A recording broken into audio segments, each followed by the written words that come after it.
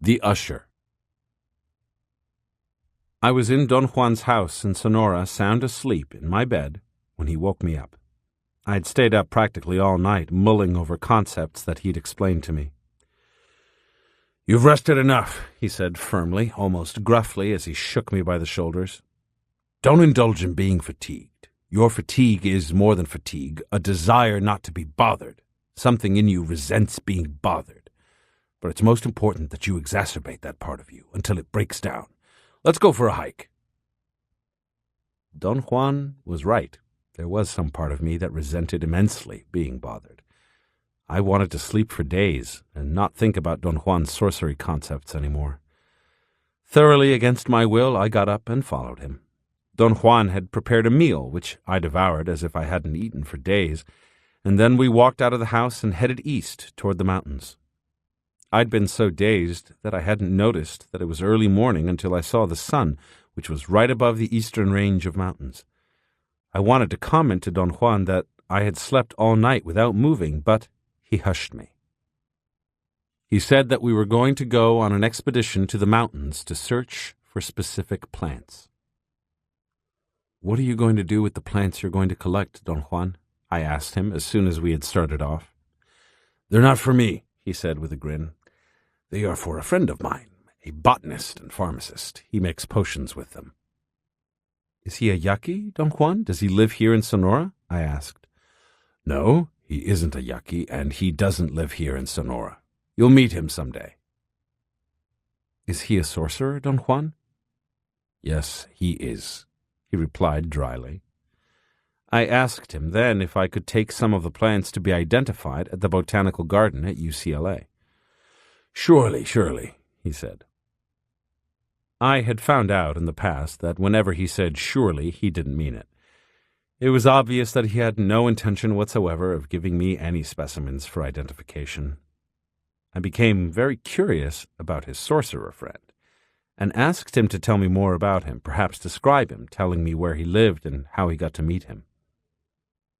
Whoa, Don Juan said, as if I were a horse. Hold it. Who are you? Professor Lorca? Do you want to study his cognitive system? We went deep into the arid foothills. Don Juan walked steadily for hours. I thought that the task of the day was going to be just to walk.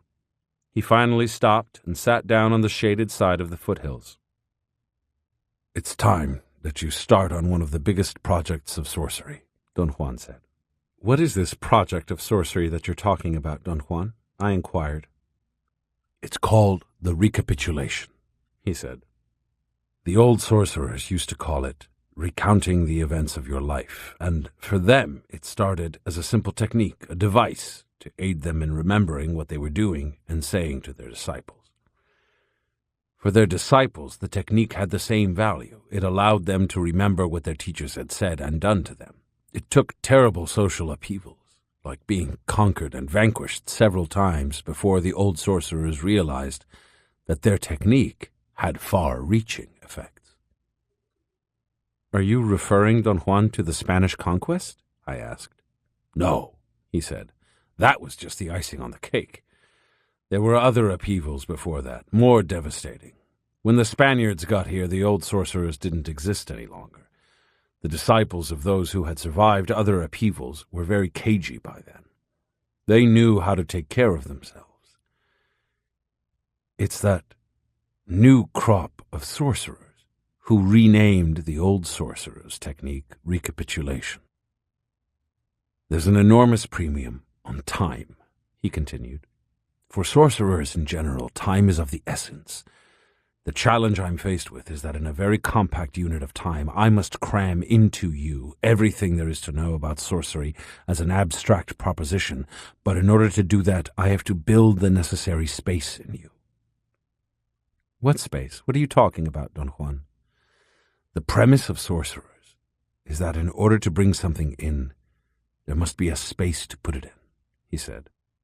If you are filled to the brim with the items of everyday life, there's no space for anything new. That space must be built. Do you see what I mean?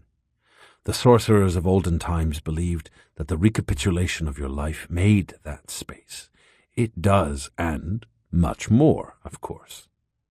The way sorcerers perform the recapitulation is very formal, he went on. It consists of writing a list of all the people they have met, from the present to the very beginning of their lives. Once they have that list, they take the first person on it and recollect everything they can about that person. And I mean everything, every detail. It's better to recapitulate from the present to the past because the memories of the present are fresh. And in this manner, the recollection ability is honed. What practitioners do is to recollect and breathe. They inhale slowly and deliberately, fanning the head from right to left in a barely noticeable swing, and exhale in the same fashion. He said that the inhalations and exhalations should be natural. If they were too rapid, one would enter into something that he called tiring breaths, breaths that required slower breathing afterward in order to calm down the muscles. "And what do you want me to do, Don Juan, with all this?" I asked. "You are making your list today," he said. "Divide it by years, by occupations, arrange it in any order you want to, but make it sequential with the most recent person first and end with Mommy and Daddy. And then, remember everything about them. No more ado than that. As you practice, you'll realize what you're doing." On my next visit to his house, I told Don Juan that I had been meticulously going through the events of my life and that it was very difficult for me to adhere to his strict format and follow my list of persons one by one. Ordinarily, my recapitulation took me every which way, and let the events decide the direction of my recollection. What I did, which was volitional, was to adhere to a general unit of time. For instance, I'd begun with the people in the anthropology department, but I let my recollection pull me to anywhere in time, from the present to the day I started attending school at UCLA. I told Don Juan that an odd thing I'd found out, which I had completely forgotten, was that I had no idea that UCLA existed until one night when my girlfriend's roommate from college came to Los Angeles and we picked her up at the airport. She was going to study musicology at UCLA. Her plane arrived in the early evening, and she asked me if I could take her to the campus so she could take a look at the place where she was going to spend the next 4 years of her life. I knew where the campus was, for I had driven past its entrance on Sunset Boulevard endless times on my way to the beach. I had never been on the campus, though. It was during the semester break. The few people that we found directed us to the music department. The campus was deserted, but what I witnessed subjectively was the most exquisite thing I have ever seen. It was a delight to my eyes. The buildings seemed to be alive with some energy of their own. What was going to be a very cursory visit to the music department turned out to be a gigantic tour of the entire campus. I fell in love with UCLA. I mentioned to Don Juan that the only thing that marred my ecstasy was my girlfriend's annoyance at my insistence on walking through the huge campus. "What the hell could be in here?" she yelled at me in protest. "It's as if you've never seen a university campus in your life. You've seen one, you've seen them all. I think you're just trying to impress my friend with your sensitivity." I wasn't, and I vehemently told them that I was genuinely impressed by the beauty of my surroundings. I sensed so much hope in those buildings, so much promise, and yet I couldn't express my subjective state. "I've been in school nearly all my life," my girlfriend said through clenched teeth, "and I'm sick and tired of it. Nobody's going to find shit in here. All you find is guff, and they don't even prepare you to meet your responsibilities in life." When I mentioned that I would like to attend school here, she became even more furious. "Get a job," she screamed. "Go and meet life from 8 to 5 and cut the crap. That's what life is, a job from 8 to 5, 40 hours a week. See what it does to you. Look at me, I'm super educated now, and I'm not fit for a job." All I knew was that I had never seen a place so beautiful. I made a promise then that I would go to school at UCLA no matter what, come hell or high water. My desire had everything to do with me, and yet it was not driven by the need for immediate gratification. It was more in the realm of awe. I told Don Juan that my girlfriend's annoyance had been so jarring to me that it forced me to look at her in a different light, and that, to my recollection, that was the first time ever that a commentary had aroused such a deep reaction in me. I saw facets of character in my girlfriend that I hadn't seen before, facets that scared me stiff. "I think I judged her terribly," I said to Don Juan. "After our visit to the campus, we drifted apart. It was as if UCLA had come between us like a wedge. I know that it's stupid to think this way." "It isn't stupid," Don Juan said. "It was a perfectly valid reaction. While you were walking on the campus, I am sure that you had a bout with intent. You intended being there, and anything that was opposed to it, you had to let go. But don't overdo it," he went on. "The touch of warrior travelers is very light, although it is cultivated. The hand of a warrior traveler begins as a heavy, gripping, iron hand, but becomes like the hand of a ghost, a hand made of gossamer. Warrior travelers leave no marks, no tracks. That's the challenge for warrior travelers." Don Juan's comments made me sink into a deep, morose state of recriminations against myself, for I knew from the little bit of my recounting that I was extremely heavy-handed, obsessive, and domineering. I told Don Juan about my ruminations. "The power of the recapitulation," Don Juan said, "is that it stirs up all the garbage of our lives and brings it to the surface." Then Don Juan delineated the intricacies of awareness and perception, which were the basis of the recapitulation. He began by saying that he was going to present an arrangement of concepts that I should not take as sorcerers' theories under any conditions, because it was an arrangement formulated by the shamans of ancient Mexico as a result of seeing energy directly as it flows in the universe. He warned me that he would present the units of this arrangement to me without any attempt at classifying them or ranking them by any predetermined standard. "I'm not interested in classifications," he went on. "You have been classifying everything all your life. Now you are going to be forced to stay away from classifications. The other day when I asked you if you knew anything about clouds, you gave me the names of all the clouds and the percentage of moisture that one should expect from each one of them. You were a veritable weatherman. But when I asked you if you knew what you could do with the clouds personally, you had no idea what I was talking about. Classifications have a world of their own," he continued. "After you begin to classify anything, the classification becomes alive, and it rules you. But since classifications never started as energy-giving affairs, they always remain like dead logs. They are not trees, they are merely logs."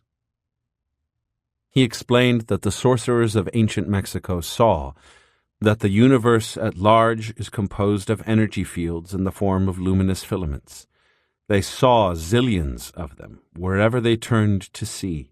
They also saw that those energy fields arrange themselves into currents of luminous fibers, streams that are constant, perennial forces in the universe, and that the current or stream of filaments that is related to the recapitulation was named by those sorcerers the dark sea of awareness, and also the eagle. He stated that those sorcerers also found out that every creature in the universe is attached to the dark sea of awareness at a round point of luminosity that was apparent when those creatures were perceived as energy. On that point of luminosity, which the sorcerers of ancient Mexico called the assemblage point, Don Juan said that perception was assembled by a mysterious aspect of the dark sea of awareness. Don Juan asserted that on the assemblage point of human beings, zillions of energy fields from the universe at large in the form of luminous filaments converge and go through it. These energy fields are converted into sensory data, and the sensory data is then interpreted and perceived as the world we know. Don Juan further explained that what turns the luminous fibers into sensory data is the dark sea of awareness. Sorcerers see this transformation and call it the glow of awareness, a sheen that extends like a halo around the assemblage point. He warned me then that he was going to make a statement which, in the understanding of sorcerers, was central to comprehending the scope of the recapitulation. Putting an enormous emphasis on his words, he said that what we call the senses in organisms is nothing but degrees of awareness. He maintained that if we accept that the senses are the dark sea of awareness, we have to admit that the interpretation that the senses make of sensory data is also the dark sea of awareness. He explained at length that to face the world around us in the terms that we do is the result of the interpretation system of mankind with which every human being is equipped. He also said that every organism in existence has to have an interpretation system that permits it to function in its surroundings. The sorcerers who came after the apocalyptic upheavals I told you about, he continued, saw that at the moment of death, the dark sea of awareness sucked in, so to speak, through the assemblage point, the awareness of living creatures. They also saw that the dark sea of awareness had a moment's, let's say, hesitation when it was faced with sorcerers who had done a recounting of their lives. Unbeknownst to them, some had done it so thoroughly that the dark sea of awareness took their awareness in the form of their life experiences, but didn't touch their life force. Sorcerers had found out a gigantic truth about the forces of the universe. The dark sea of awareness wants only our life experiences, not our life force. The premises of Don Juan's elucidation were incomprehensible to me, or perhaps it would be more accurate to say that I was vaguely and yet deeply cognizant of how functional the premises of his explanation were. Sorcerers believe, Don Juan went on, that as we recapitulate our lives, all the debris, as I told you, comes to the surface. We realize our inconsistencies, our repetitions, but something in us puts up a tremendous resistance to recapitulating. Sorcerers say that the road is free only after a gigantic upheaval, after the appearance on our screen of the memory of an event that shakes our foundations with its terrifying clarity of detail. It's the event that drags us to the actual moment that we lived it. Sorcerers call that event the Usher, because from then on every event we touch on is relived, not merely remembered. Walking is always something that precipitates memories, Don Juan went on. The sorcerers of ancient Mexico believed that everything we live, we store as a sensation on the backs of the legs. They considered the backs of the legs to be the warehouse of man's personal history. So, let's go for a walk in the hills now. We walked until it was almost dark. I think I have made you walk long enough, Don Juan said when we were back at his house, to have you ready to begin this sorcerer's maneuver of finding an usher, an event in your life that you will remember with such clarity that it will serve as a spotlight to illuminate everything else in your recapitulation with the same or comparable clarity. Do what sorcerers call recapitulating pieces of a puzzle. Something will lead you to remember the event that will serve as your usher. He left me alone, giving me one last warning. Give it your best shot, he said. Do your best. I was extremely silent for a moment, perhaps due to the silence around me. I experienced, then, a vibration, a sort of jolt in my chest. I had difficulty breathing, but suddenly something opened up in my chest that allowed me to take a deep breath, and a total view of a forgotten event of my childhood burst into my memory, as if it had been held captive and was suddenly released. I was at my grandfather's studio, where he had a billiard table, and I was playing billiards with him. I was almost 9 years old then. My grandfather was quite a skillful player, and compulsively he had taught me every play he knew until I was good enough to have a serious match with him. We spent endless hours playing billiards. I became so proficient at it that one day I defeated him. From that day on, he was incapable of winning. Many a time I deliberately threw the game just to be nice to him, but he knew it and would become furious with me. Once, he got so upset that he hit me on the top of the head with the cue. To my grandfather's chagrin and delight, by the time I was 9 years old, I could make carom after carom without stopping. He became so frustrated and impatient in a game with me once that he threw down his cue and told me to play by myself. My compulsive nature made it possible for me to compete with myself and work the same play on and on until I got it perfectly. One day, a man notorious in town for his gambling connections, the owner of a billiards house, came to visit my grandfather. They were talking and playing billiards as I happened to enter the room. I instantly tried to retreat, but my grandfather grabbed me and pulled me in. "This is my grandson," he said to the man. "Very pleased to meet you," the man said. He looked at me sternly and then extended his hand, which was the size of the head of a normal person. I was horrified. His enormous burst of laughter told me that he was cognizant of my discomfort. He told me that his name was Falelo Quiroga, and I mumbled my name. He was very tall and extremely well-dressed. He was wearing a double-breasted, blue, pinstriped suit with beautifully tapered trousers. He must have been in his early 50s then, but he was trim and fit except for a slight bulge in his midsection. He wasn't fat. He seemed to cultivate the look of a man who is well-fed and is not in need of anything. Most of the people in my hometown were gaunt. They were people who labored hard to earn a living and had no time for niceties. Falelo Quiroga appeared to be the opposite. His whole demeanor was that of a man who had time only for niceties. He was pleasant-looking. He had a bland, well-shaven face with kind blue eyes. He had the air and the confidence of a doctor. People in my town used to say that he was capable of putting anyone at ease and that he should have been a priest, a lawyer, or a doctor instead of a gambler. They also used to say that he made more money gambling than all the doctors and lawyers in town put together made by working. His hair was black and carefully combed. It was obviously thinning considerably. He tried to hide his receding hairline by combing his hair over his forehead.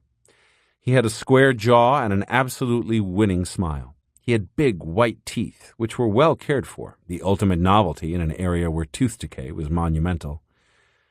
Two other remarkable features of Falelo Quiroga for me were his enormous feet and his handmade black patent leather shoes.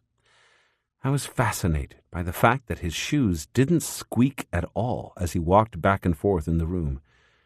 I was accustomed to hearing my grandfather's approach by the squeak of the soles of his shoes. "My grandson plays billiards quite well," my grandfather said nonchalantly to Falelo Quiroga. "Why don't I give him my cue and let him play with you while I watch?" "This child plays billiards?" the big man asked my grandfather with a laugh. "Oh, he does," my grandfather assured him. "Of course not as well as you do, Falelo. Why don't you try him? And to make it interesting for you, so you won't be patronizing my grandson, let's bet a little money. What do you say if we bet this much?" He put a thick wad of crumpled-up bills on the table and smiled at Falelo Quiroga, shaking his head from side to side as if daring the big man to take his bet. "My, oh my, that much, eh?" Falelo Quiroga said, looking at me questioningly. He opened his wallet then and pulled out some neatly folded bills. This, for me, was another surprising detail. My grandfather's habit was to carry his money in every one of his pockets, all crumpled up. When he needed to pay for something, he had to straighten out the bills in order to count them. Falelo Quiroga didn't say it, but I knew that he felt like a highway robber. He smiled at my grandfather, and obviously out of respect for him, he put his money on the table. My grandfather, acting as the arbiter, set the game at a certain number of caroms and flipped a coin to see who would start first. Falelo Quiroga won. "You better give it all you have without holding back," my grandfather urged him. "Don't have any qualms about demolishing this twerp and winning my money." Falelo Quiroga, following my grandfather's advice, played as hard as he was able. But at one point, he missed one carom by a hair. I took the cue. I thought I was going to faint, but seeing my grandfather's glee, he was jumping up and down, calmed me. And besides, it irked me to see Falelo Quiroga about to split his sides laughing when he saw the way I held the cue. I couldn't lean over the table, as billiards is normally played, because of my height. But my grandfather, with painstaking patience and determination, had taught me an alternative way of playing. By extending my arm all the way back, I held the cue nearly above my shoulders to the side. "What does he do when he has to reach the middle of the table?" Falelo Quiroga asked, laughing. "He hangs on the edge of the table," my grandfather said, matter-of-factly. "It's permissible, you know." My grandfather came to me and whispered through clenched teeth that if I tried to be polite and lose, he was going to break all the cues on my head. I knew he didn't mean it. This was just his way of expressing his confidence in me. I won easily. My grandfather was delighted beyond description, but strangely enough, so was Falelo Quiroga. He laughed as he went around the pool table, slapping its edges.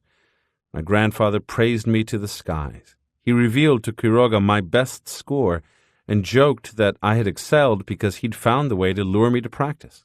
Coffee with Danish pastries. "You don't say, you don't say," Quiroga kept repeating. He said goodbye. My grandfather picked up the bet money, and the incident was forgotten. My grandfather promised to take me to a restaurant and buy me the best meal in town, but he never did. He was very stingy. He was known to be a lavish spender, only with women. 2 days later, 2 enormous men affiliated with Falelo Quiroga came to me at the time that I got out from school and was leaving. "Falelo Quiroga wants to see you," one of them said in a guttural tone. "He wants you to go to his place and have some coffee and Danish pastries with him." If he hadn't said coffee and Danish pastries, I probably would have run away from them. I remembered then that my grandfather had told Falelo Quiroga that I would sell my soul for coffee and Danish pastries. I gladly went with them. However, I couldn't walk as fast as they did. So one of them, the one whose name was Guillermo Falcon, picked me up and cradled me in his huge arms. He laughed through crooked teeth. "You better enjoy the ride, kid," he said.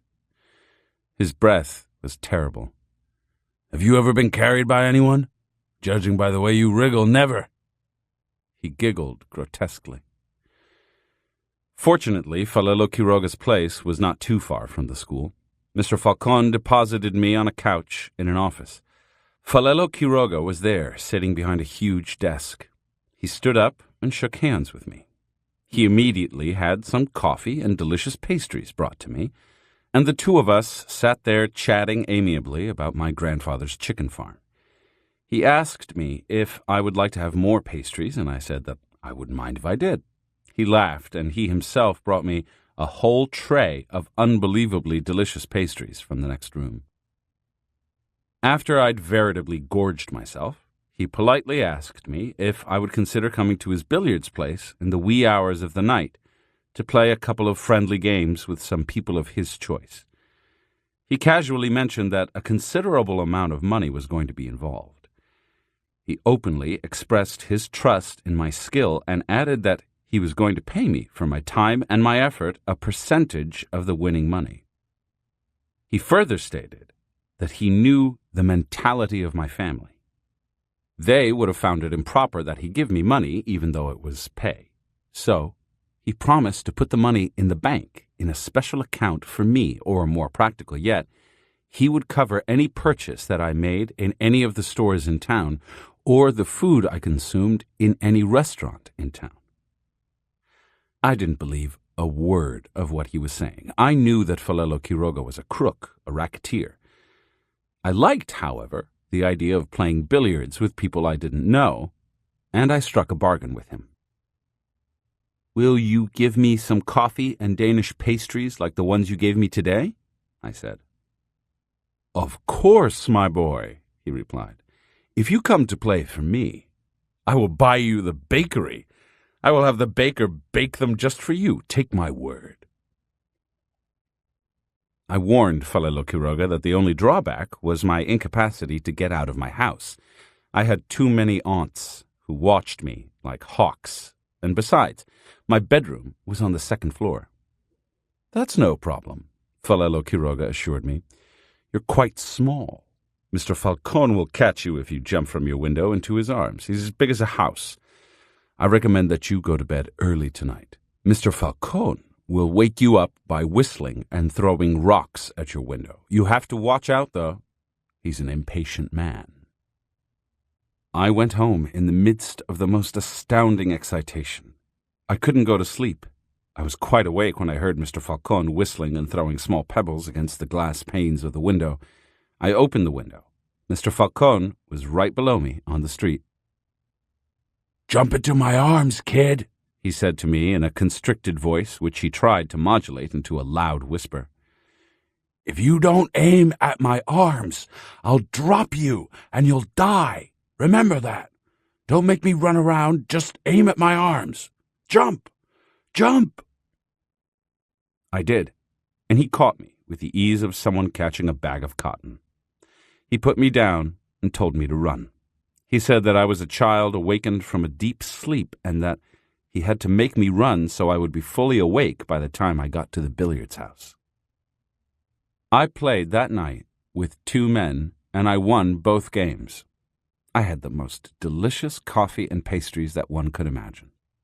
Personally, I was in heaven. It was around 7 in the morning when I returned home. Nobody had noticed my absence. It was time to go to school. For all practical purposes, everything was normal, except for the fact that I was so tired that I couldn't keep my eyes open all day. From that day on, Falelo Quiroga sent Mr. Falcone to pick me up 2 or 3 times a week, and I won every game that he made me play. And faithful to his promise, he paid for anything that I bought, including meals at my favorite Chinese restaurant, where I used to go daily. Sometimes I even invited my friends, whom I mortified to no end by running out of the restaurant screaming when the waiter brought the bill. They were amazed at the fact that they were never taken to the police for consuming food and not paying for it. What was an ordeal for me was that I had never conceived of the fact that I would have to contend with the hopes and expectations of all the people who bet on me. The ordeal of ordeals, however, took place when a crack player from a nearby city challenged Falelo Quiroga and backed his challenge with a giant bet. The night of the game was an inauspicious night. My grandfather became ill and couldn't fall asleep. The entire family was in an uproar. It appeared that nobody went to bed. I doubted that I had any possibility of sneaking out of my bedroom, but Mr. Falcone's whistling and the pebbles hitting the glass of my window were so insistent that I took a chance and jumped from my window into Mr. Falcone's arms. It seemed that every male in town had congregated at the billiards place. Anguished faces silently begged me not to lose. Some of the men boldly assured me that they had bet their houses and all their belongings. One man, in a half-joking tone, said that he had bet his wife. If I didn't win, he would be a cuckold that night or a murderer. He didn't specify whether he meant he would kill his wife in order not to be a cuckold, or me for losing the game. Falelo Quiroga paced back and forth. He had hired a masseur to massage me. He wanted me relaxed. The masseur put hot towels on my arms and wrists and cold towels on my forehead. He put on my feet the most comfortable soft shoes that I had ever worn. They had hard military heels and arch supports. Falelo Quiroga even outfitted me with a beret to keep my hair from falling in my face, as well as a pair of loose overalls with a belt. Half of the people around the billiard table were strangers from another town. They glared at me. They gave me the feeling that they wanted me dead. Falelo Quiroga flipped a coin to decide who would go first. My opponent was a Brazilian of Chinese descent, young, round-faced, very spiffy and confident. He started first, and he made a staggering amount of caroms. I knew by the color of his face that Falelo Quiroga was about to have a heart attack, and so were the other people who had bet everything they had on me. I played very well that night, and as I approached the number of caroms that the other man had made, the nervousness of the ones who had bet on me reached its peak. Falelo Quiroga was the most hysterical of them all. He yelled at everybody and demanded that someone open the windows because the cigarette smoke made the air unbreathable for me. He wanted the masseur to relax my arms and shoulders. Finally, I had to stop everyone, and in a real hurry, I made the 8 caroms that I needed to win. The euphoria of those who had bet on me was indescribable. I was oblivious to all that, for it was already morning, and they had to take me home in a hurry. My exhaustion that day knew no limits. Very obligingly, Falelo Quiroga didn't send for me for a whole week. However, one afternoon, Mr. Falcon picked me up from school and took me to the billiards house. Falelo Quiroga was extremely serious. He didn't even offer me coffee or Danish pastries. He sent everybody out of his office and got directly to the point. He pulled his chair close to me. "I have put a lot of money in the bank for you," he said very solemnly. "I am true to what I promised you. I give you my word that I will always look after you. You know that. Now, if you do what I'm going to tell you to do, you will make so much money that you won't have to work a day in your life. I want you to lose your next game by 1 carom. I know that you can do it, but I want you to miss by only a hair. The more dramatic, the better." I was dumbfounded. All of this was incomprehensible to me. Falelo Quiroga repeated his request and further explained that he was going to bet anonymously all he had against me, and that was the nature of our new deal. "Mr. Falcon has been guarding you for months," he said. "All I need to tell you is that Mr. Falcon uses all his force to protect you, but he could do the opposite with the same strength." Falelo Quiroga's threat couldn't have been more obvious. He must have seen in my face the horror that I felt, for he relaxed and laughed. "Oh, but don't you worry about things like that," he said reassuringly, "because we are brothers." This was the first time in my life that I'd been placed in an untenable position. I wanted with all my might to run away from Falelo Quiroga, from the fear that he had evoked in me. But at the same time, and with equal force, I wanted to stay. I wanted the ease of being able to buy anything I wanted from any store, and, above all, the ease of being able to eat at any restaurant of my choice without paying. I was never confronted, however, with having to choose one or the other. Unexpectedly, at least for me, my grandfather moved to another area, quite distant. It was as if he knew what was going on, and he sent me ahead of everyone else.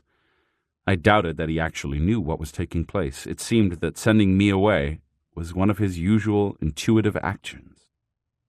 Don Juan's return brought me out of my recollection. I'd lost track of time. I should have been famished, but I wasn't hungry at all. I was filled with nervous energy. Don Juan lit a kerosene lantern and hung it from a nail on the wall. Its dim light cast strange dancing shadows in the room. It took a moment for my eyes to adjust to the semi-darkness. I entered then into a state of profound sadness. It was a strangely detached feeling. a far-reaching longing that came from that semi-darkness, or perhaps from the sensation of being trapped. I was so tired that I wanted to leave, but at the same time and with the same force, I wanted to stay. Don Juan's voice brought me a measure of control. He appeared to know the reason for and the depth of my turmoil, and modulated his voice to fit the occasion. The severity of his tone helped me to gain control over something that could easily have turned into a hysterical reaction to fatigue and mental stimulation. To recount events is magical for sorcerers, he said. It isn't just telling stories, it is seeing the underlying fabric of events. This is the reason recounting is so important and vast.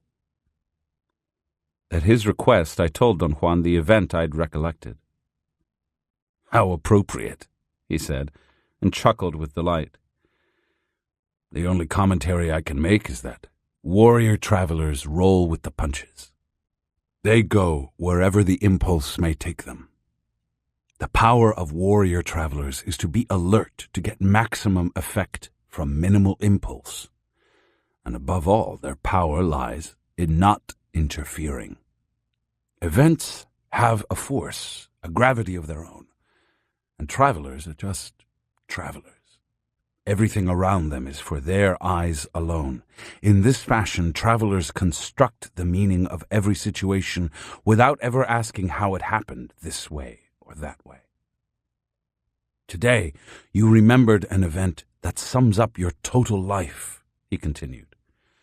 You are always faced with a situation that is the same as the one that you never resolved. You never really had to choose whether to accept or reject Falelo Quiroga's crooked deal. Infinity always puts us in this terrible position of having to choose, he went on. We want infinity, but at the same time, we want to run away from it. You want to tell me to go and jump in a lake, but at the same time, you are compelled to stay. It would be infinitely easier for you to just be compelled to stay.